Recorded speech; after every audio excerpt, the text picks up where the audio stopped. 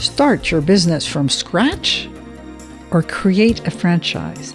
That is the question. Rich LeBrun from LeBrun Advisory Group will shed light on this question. Let's listen to his answer. Welcome to the Excellent Executive Coaching Podcast. I'm your host, Dr. Katrina Burrus, and today we're going to be interviewing Rich LeBrun, in French, Rich LeBrun. So I hope that does it, Rich. Welcome to the podcast. You're an expert in franchises, and so I'm looking forward to knowing. Maybe you are in a corporate position and thinking about, should you change position? Should you start your business? Should you have a franchise, jumpstart the process? So today we're going to talk to an expert. So, Rich, tell us the 5 options for executives in transition. Well, Doctor, thank you for letting me be on your show and letting me share some of these thoughts for your listeners. Yeah, I actually work with executives from across the country and different parts of the world. And a lot of people are in what we call a transitional thinking. Some of them are out of work, so they're forced into a transitional thinking. But some are, majority, about 70% of our clients are working, and they're still contemplating, what's my next move? What are some thoughts, other things I could be doing? Well, ironically, there's really only 5 choices for them. And the 5 choices go like this. You ask yourself if you are ready to retire or not. You check with your financial planner and see if that's feasible for you. And then you make that decision. You check that box off. The second one is you go, well, I'm going to get another job in corporate America. Now, if you're between 30 and 40, that's a lot easier than if you're between, let's say, 45 and 65. It gets a little bit harder as you get older. But you're asking yourself, should I get another job in corporate America? The other thing about that situation is people who are 45 to 65, the jobs are lasting about 2 to 3 years. And so if they're looking to make a decision for a career move, and let's say they want to retire at age 70, they have to ask themselves, what am I going to do for the next 15, 20 years, knowing that jobs are shorter in length. But we encourage them to go down that path. So tell us, Rich, where do you get these statistics that after 45, the average time in a business is 3 to 4 years, did you say? It's actually 2 to 3 years. Oh, my. And you can check a couple ways. One is just check LinkedIn. Just go through a bunch of LinkedIn executives, look at their history. You'll see things like, especially if they're later in life, you see a career run of maybe 15, 20 years, maybe 30, and then they switch jobs. Then it goes on to 10 to 5, and then the last few jobs are lasting anywhere between 1 to 3, if it's on average a little bit over 2 years. And I also check with what we call executive recruiters.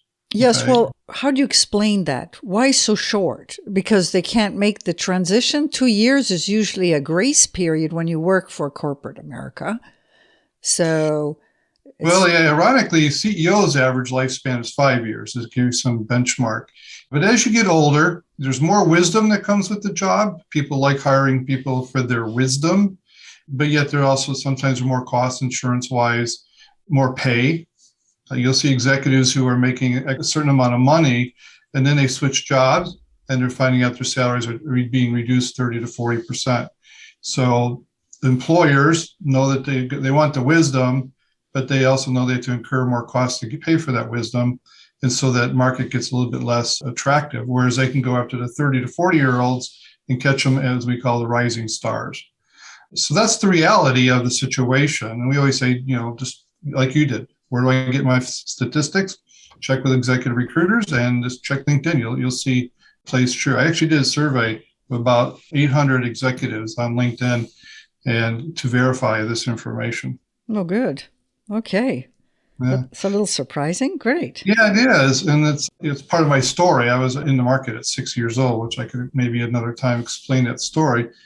But back to the 5 options, the last 3 options have to do with business ownership. And you either start your own business, you buy a business that's not a franchise, or you buy a franchise. So we encourage everybody to look at all 5 options, but we only specialize in the franchise lane of all those. Okay, so thinking of buying a franchise, what are the advantages and disadvantages? Yeah, great question. Thank you, Katrina. I'm going to use the demographic 45 to 65 because that's the majority of our customers. And so to answer your question, when you get older in life, a couple things. One is if you're going to invest money, you are definitely much more conservative and you're more risk adverse. Okay. Yes. So you really want to make sure you do have the best opportunity to de-risk the investment. Well, with the franchise model and the franchise system, to go through the whole process of learning and choosing to pick a franchise, the whole process is called de-risking. We get a chance to talk to the franchisor, you get a chance to talk to the franchisee, you talk to your financial people, your accounting, you put your pro forma together, you get a chance to visit the operation, meet the people at corporate headquarters. You get to do a lot of things, what we call de-risking. And this is why franchising is extremely attractive to the private equity group. They're investing hundreds of millions of dollars because they know in a franchise, they could see the operating system that's in place. They can see the marketing systems, the brand awareness, meet the executive team. So they're also de-risking the investment on behalf of their investors, and their criteria is the same as for you and me. So first of all, our clients are risk adverse. Second of all, they want speed to market. If let's say you're 50 years old or 55 and you're trying to end your working career at 70, well, you really want to get up and running quicker. And a franchise is a turnkey system. When you buy into it, it's already done. It's already prepared for you. And you walk into that system much quicker than starting something on your own. A third thing, people want to use their experience. They don't want to have to start over. And by the franchise model, by design, okay, when a company decides to be a franchise, they are looking for executives who have skill sets. So they really want to capitalize on your skills that you developed over 30 years, and they'll marry that with their product or service. So they're actually looking for you to use those skills and capitalize on them. And the last reason is people don't like to do things by themselves. So when you're in a franchise, there's a saying, you actually own the business, you're in business for yourself, but not by yourself. As soon as you buy into a franchise system, you are now supported by the franchise corporate office, and you have your fellow franchisees around the country, which could be 10, it could be 1,000, who will become your colleagues, friends, and compadres in the journey. So you're no longer on your own, and that's very attractive to people. And those are the reasons why, of the three options, of starting your own, buying a business that's not a franchise, and buying a franchise for that demographic has a little bit of a leg up.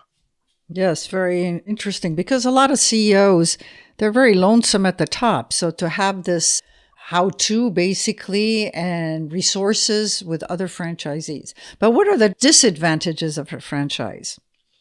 Yeah, well, we always say, not everybody should be a business owner, not everybody should be a franchise owner. And usually the biggest reasons people who buy a franchise fail, are two. One is they're overcapitalized. They really didn't have enough financial wherewithal to invest in a business. They stretch themselves too thin. And so if we have anything that, may disrupt the operations, such as a pandemic, they didn't have enough wherewithal to stay in the game.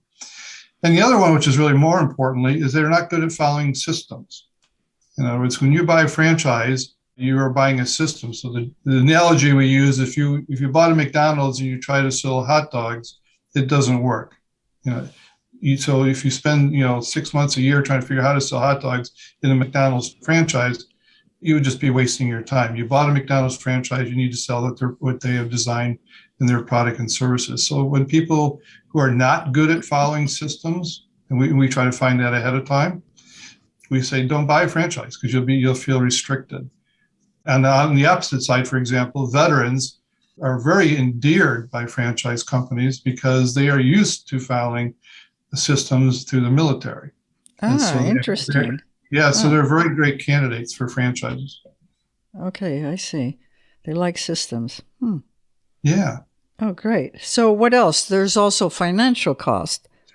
Well, at the end of the day, if you bought a pizza place, and let's say, and I'm using food because it's the most common franchise concept. Actually, there's 3,500 brands and 40 or 50 different industries, depends how you carve them up. But most people think of food, so I use that as an analogy. If you bought a pizza place that was not a franchise, and you bought a pizza place that it was a franchise, the cost to open up the business, the actual business, a pizza place, is virtually the same, whether you're a franchise or not. And so the cost to open a business, period, you need to have capital. So if that pizza place is going to cost you $400,000, it's going to cost you $400,000 to open up a business. It's not a franchise, and $400,000 pretty close to open up one that is a franchise. I see. Okay. So the startup costs are the similar. Very similar. We actually encourage people to, because that's a very common question that, why don't I do this on my own? Or why don't I buy a business, not a franchise? We just say, get out your paper and pen and do the math, but be honest with yourself. Let's go down line item by line item. You can see that's not much difference, because what people don't understand, when they buy a franchise, there's a franchise fee, which pays for the right to buy a territory. I live in Chicago, so if I wanted to buy the Chicago market, I had to pay a franchise fee to right to buy that. But let's say the total investment was $400,000, but the franchise fee, which was $50,000. The other $350,000 goes 100% in my business. It does not go in the franchisor's pocket. It goes into my store, opening it up, building it out, putting all the furniture, fixtures, equipment, etc. Okay, Richard, you're going fast. So, so now I'm going to start a pizza place that's a franchise. Same as if I did it myself, $400,000, and the franchise fee, you pay a certain amount according to they guarantee you a certain area. Correct. Okay, so let's say the $50,000. That $50,000 is upfront, or is it every year? How does it go? Very good. It's a one-time fee. It's really just the right to buy that market. Okay. And then the rest of the money goes into your business. The way franchise companies make money, there's a royalty system, meaning every year, and it gets paid out on a sometimes weekly or monthly basis, you're paying a percentage of your sales to the franchise company. In return, they're going to support you and help you grow your business. Yes, it's like a partnership, because the more you grow, the more they make. Mm-hmm. And that is the key differentiator between a person who has a pizza business that's not a franchise. Okay, they're on their own. They have no support. Okay. Whereas when I said earlier, one of the key elements of why people like franchises, they like to do things with people, they want support. So they're paying a royalty, and they can make that assessment of the value. They're getting the support as organization that's keeping abreast of the market, helping them do bulk purchasing and getting discounts, et cetera. And in return, they pay a royalty for that. So I'm going to ask you, Rich, let's say you want a royalty, a franchisees for Starbucks. So you pay for the franchise fee plus a percentage of sales. How much, because maybe they say, okay, we don't like the place, we don't like how you maintain it, so they can take the franchise, let's say, option from you, or how much do they tell you what to do to keep the franchise? Yeah, that's a wonderful, wonderful question. Yeah, exactly right. Remember when I said about following the system, there is contractual relationship between you and the franchise company. So just a clarification, just for Starbucks in the United States is not a franchise. Starbucks in Europe is, for whatever reason they made that decision. But as an example, you have to build it the way it looks. Let's use Starbucks just for conversation's sake. So you go in Starbucks across the country, all look pretty much the same. They all serve the same product, maybe pricing adjusted to a local market, but there's a certain design to it. If they went around and inspected your store and you were not following, you're selling different products that they do or putting different type of marketing up on the walls or whatever, they do have control over that. And that's a contractual agreement that you have to follow that model. And you want to follow that model. Back to the question about why would you buy a McDonald's and try to sell hot dogs? Why would you buy a Starbucks and not follow their model? So they do have a right over that. Okay. And so that is the contractual obligation. And can they come in there and force you to do that? Sure. Under contract law, they can. So that's something to be aware of. But then again, you would not buy into a Starbucks if you were thinking in the back of your mind, you want it to look different. So back to the beginning of the game, we always say, if you can't follow a system, or if you're not going to buy this brand and operate it like that brand wants, then don't do it. Okay. So can you give us an example of different franchise? McDonald's, Starbucks in Europe. What other franchise that is well known? And have you ever experience working with these different people or having clients that have opened up?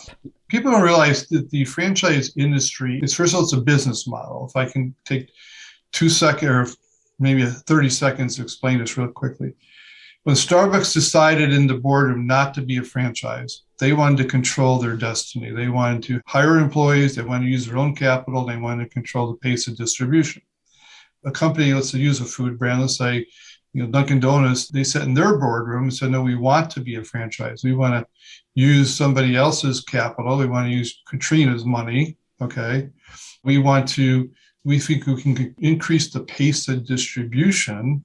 And we think Katrina would be better than an employee because Katrina invested. She put money, she has skin in the game. But we have to give up control because Katrina wants to own her own business. So we have to have this contractual relationship about what she can or can't do.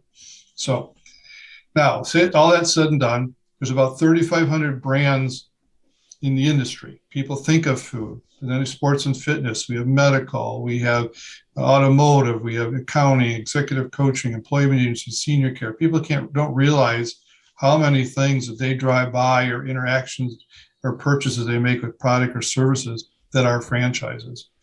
But most people just think of food. Right.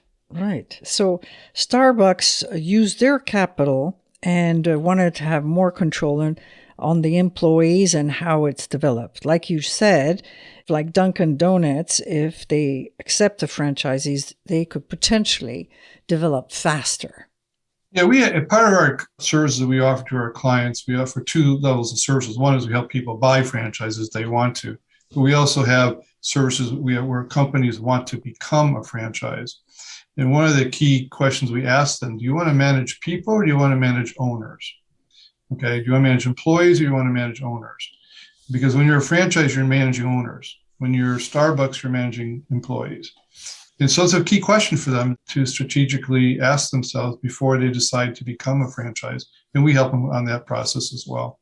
So just clarify a little bit the difference, according to your experience with your clients, of the difference between managing people, so having your own franchise and employing, or managing CEOs because they own the company, but you have to make sure they follow a process.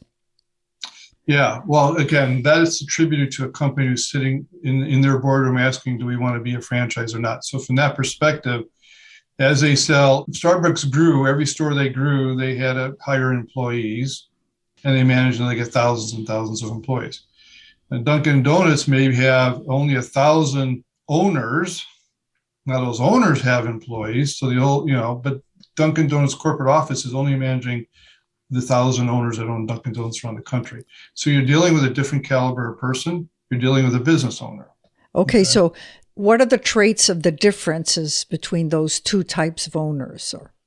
Yeah, well, you need to be able to, if I'm a company that wants to be a franchise, I'm looking for an owner. This is why when we talk to executives, we're looking for someone, you need to have some skill set in the management, leadership, and business development. This is why when you're looking for people to buy franchises, our franchise companies are saying, here's what we're looking for. We're looking for these main characteristics: leadership, management, and business development.